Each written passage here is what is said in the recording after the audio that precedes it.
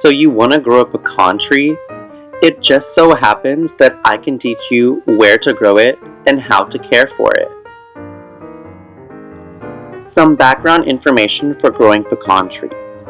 They do best in hardiness zones 6 through 9. A hardiness zone is determined based on climate and altitude. So, unless you plan on planting a pecan tree in Antarctica, you should be fine to plant one because North Texas falls in zones 7 and 8. Pecans need at least 6 hours of direct sunlight, so make sure to plant your tree in an area that receives full sun.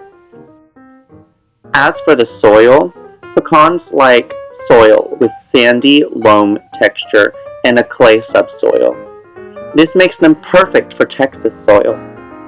Make sure to plant it in a soil that drains freely to a depth of 5 feet. When planting a pecan tree, it's important to take into consideration its proximity to buildings and other trees. You want to plant them very far away from buildings and power lines. You also want to plant them 60 to 80 feet away from other trees. If you're able to, it's a good idea to plant 2 different varieties of pecan trees close to each other, allowing cross-pollination, which results in a greater harvest. If you're planting a pecan tree that has already been started, you'll want to plant it around February or March. Water young trees with 10 to 15 gallons of water weekly for the first couple of years.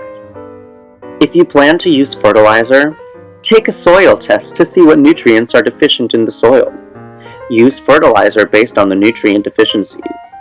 Do not place fertilizer within the first 12 inches of the trunk. When the tree is bearing pecans, the soil needs to have constant soil moisture and nutrients. Keep that soil wet. And with that, I bid thee a farewell. Happy planting. Bye-bye.